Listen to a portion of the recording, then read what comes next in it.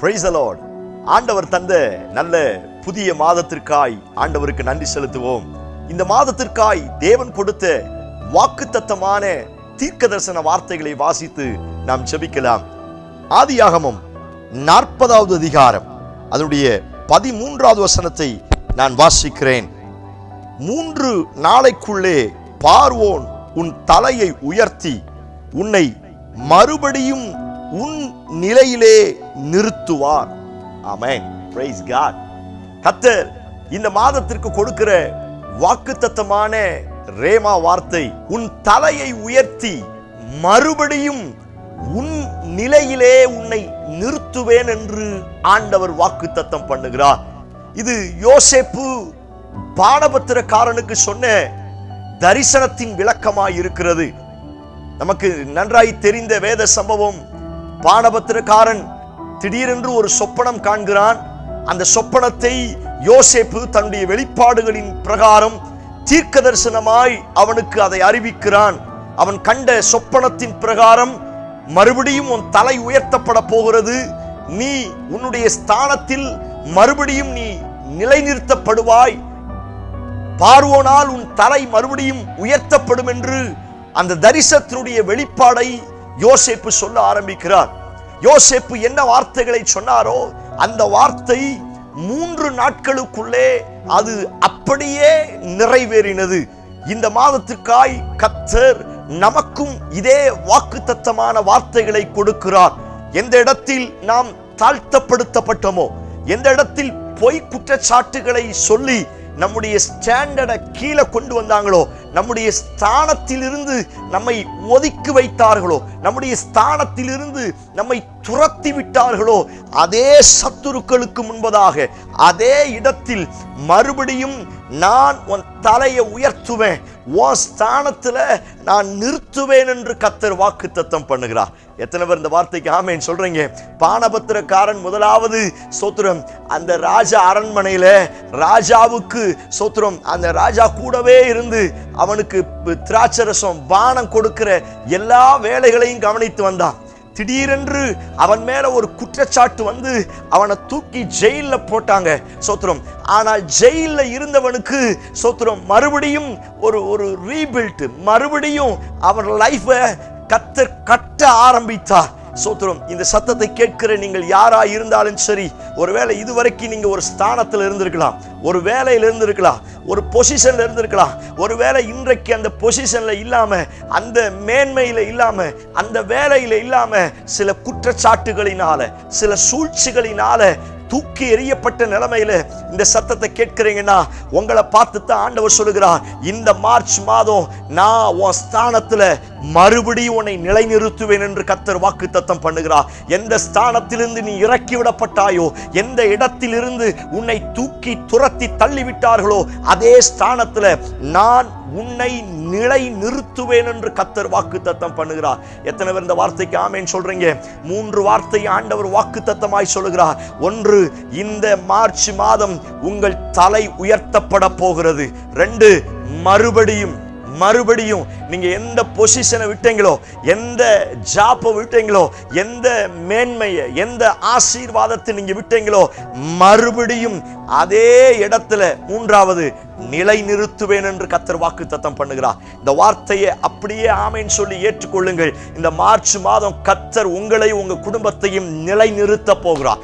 உங்க ஸ்தானத்திலே நிலை நிறுத்த போகிறார். நிறைய பேர் ஜோமன்ருக்கு சொல்லும் பொழுது அவங்க சொல்லுவாங்க, 4 ஆண்டுகளுக்கு முன்னாடி அவ்வளவு வசதி வாய்ப்புகளோடு இருந்தோம், கடந்த ஆண்டு இவ்வளவு மேன்மையாக இருந்தோம், ஆனா இன்னைக்கு எல்லாம் கடன் பிரச்சனையில லாஸ் ஆயிருச்சு, சில வியாதிகளினால, சில சொத்து சம்பந்த பிரச்சனையினால, திடீரென்று என் வேலை பறி போனதுனால இன்றைக்கும் அநேக கஷ்டப்படுறேன் அப்படின்னு அநேகர் செபிக்க சொல்லி அவர்கள் கூப்பிடுகிறார்கள். ஒருவேளை அப்படிப்பட்ட நிலைமையில் இந்த சத்தத்தை கேட்பீங்கன்னா ஆண்டவர் உங்களை பார்த்து சொல்லுகிறார், உன் தலையை நான் மறுபடியும் உயர்த்த போகிறேன்.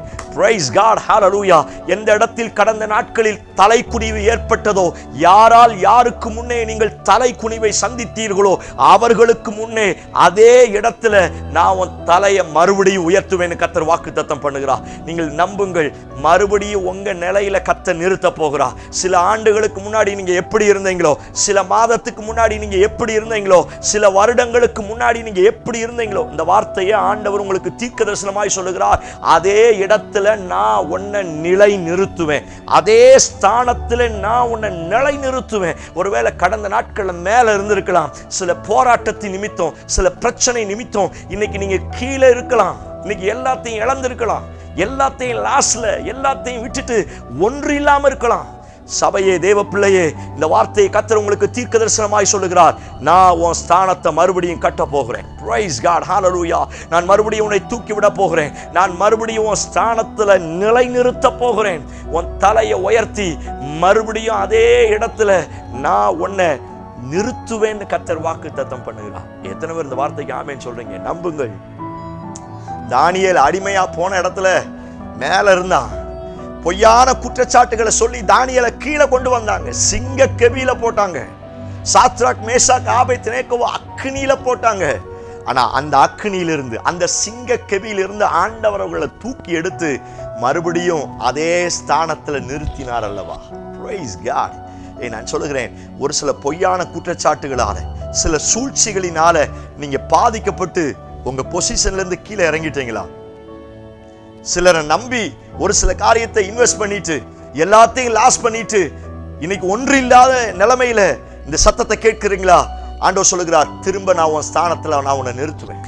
Praise God. திரும்ப உன் ஸ்தானத்துக்கு நான் உன்னை கொண்டு வருவேன். இளைய குமாரன் வசதி வாய்ப்போடு அவன் போனான், எல்லாம் இழந்துட்டான்.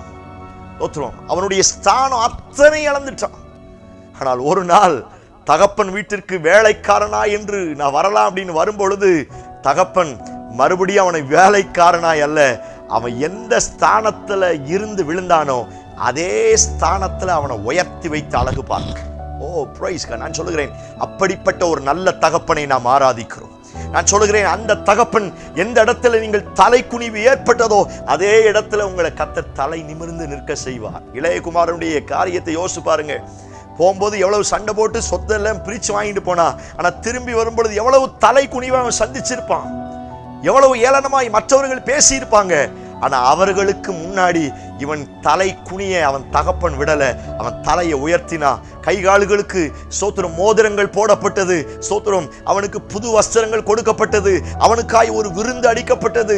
அன்றைக்கு அந்த இடம் முழுவதும் சந்தோஷமாய் மாறினது. சபையே, உன் ஸ்தானத்துல மறுபடியும் கர்த்தர் உன்னை நிறுத்த போகிறார். Praise God. கடந்த சில வருடங்களுக்கு, இந்த வார்த்தையை நான் தீர்க்க தரிசனமா சொல்றேன், சில வருடங்களுக்கு முன்னே, சில மாதங்களுக்கு முன்னே எந்த ஸ்தானத்தை மிஸ் பண்ணீங்களோ, எந்த ஸ்தானத்தை விட்டு கீழே இறங்குனீங்களோ அதே ஸ்தானத்துல மறுபடியும் உங்களை நிறுத்த போகிறார்.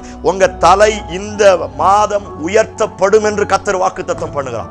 அப்படியே ஆமென் சொல்லி ஏற்றுக்கொள்ளுங்க. சாதாரண பான பாத்திரக்காரனுக்கே இப்படிப்பட்ட மேன்மை கிடைக்கும் அப்படின்னா, இரவும் பகலும் அப்பா பிதாவே என்று கூப்பிடுகிற, உபவாசத்தோடும் அழுகையோடும் கண்ணீரோடும் புலம்பலோடும் கூப்பிடுகிற உங்க சத்தத்திற்கு நிச்சயமான பதிலை ஆண்டவர் தரப்போகிறார்.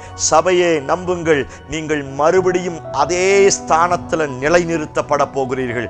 உங்க தலை இந்த மாதம் உயர்த்தப்பட போகிறது. கண்களை மூடி எல்லாரும் சேர்ந்து ஜெபிங்க. Praise God, hallelujah. Yes Lord, hallelujah. அது பணமா இருக்கலாம், அது வேலையா இருக்கலாம், அது குடும்பத்தினுடைய காரியங்களா இருக்கலாம். ஆண்டவர் சொல்லுகிறார், மறுபடியும் அதே ஸ்தானத்துல உன்னை நான் நிறுத்த போகிறேன், அதே இடத்துல நான் உன் தலையை உயர்த்த போகிறேன்.